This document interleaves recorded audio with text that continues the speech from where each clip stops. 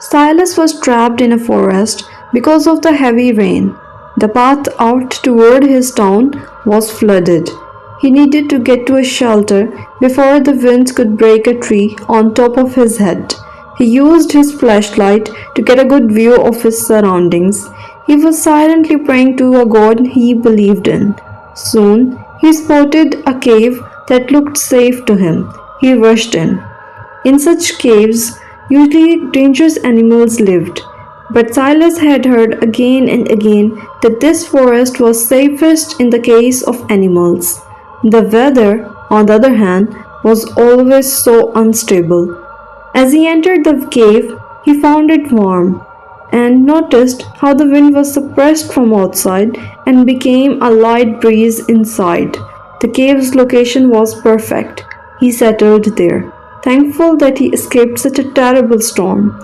He took care of his injuries and went to sleep. The night passed, and he finally got up to leave. But as he walked towards the cave entrance, he heard a loud growling noise. He went still. He had never heard such a violent noise before. A few years back, he would have tested his luck and gone out to face whatever animal waited for him. But now he was married to a woman he cherished more than life itself. He wasn't gonna play it reckless and leave her as a widow. He stayed inside the cave for the whole day out of fear. Not the fear of dying, but the fear of abandoning his ivy.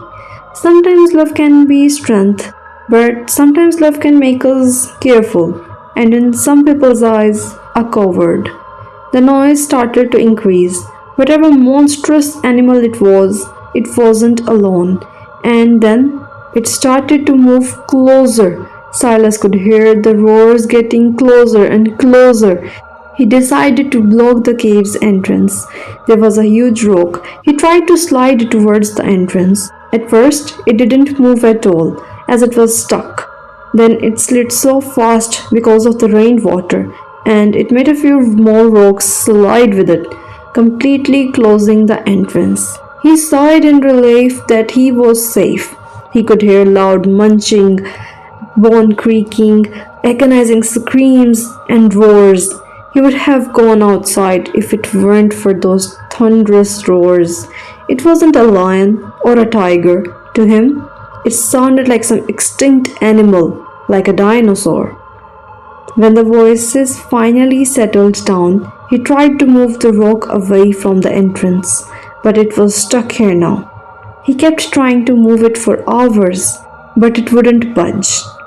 He couldn't get a proper grip on it. Otherwise, he might have been able to move it.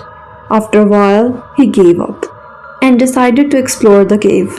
All this time, he had remained near the entrance, as he thought it was just a temporary shelter. Now he needed to explore the cave to either survive or to get out of here. The cave stretched far deeper than he had first realized. The ceiling was at least 8 meters high and had a big hole in it. The sunlight that peeked from there enlightened the whole cave. A big kiwi tree stood there in the center.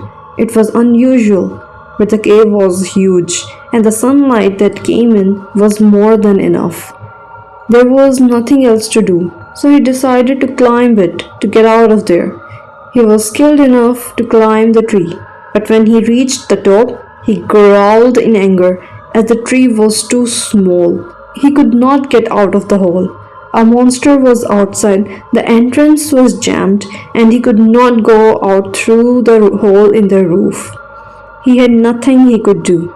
He kept trying to climb towards the branches, thinking maybe by some miracle he would be able to get out of here.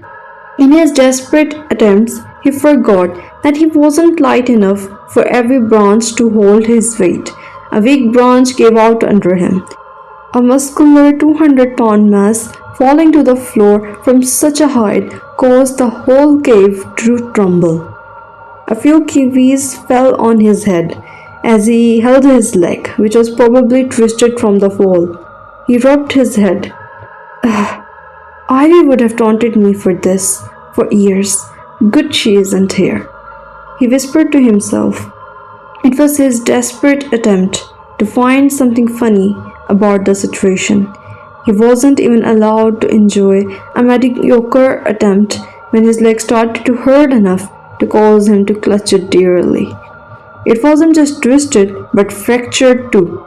Luckily, it wasn't broken, just a small fracture, and he had enough supplies in his bag to take care of this at least. As he got the supplies out, his phone came out of the bag first. He smashed it into the wall. That darn mobile! It died the night of heavy rain. It gave out on Silas long ago, and one of the reasons why he was stuck here. He managed to bandage his leg. He had pain relief spray that helped him relax. He lay down, still panting. He was alive, but a whole day had already passed. He would eventually get out of here, wouldn't he? He was starving now. He had eaten all the food he had in his bag already. He stared at the stars from the hole in the ceiling. The tree was getting in his vision too. He cursed it as he grabbed its fruit and took a huge bite of the kiwi. To be continued.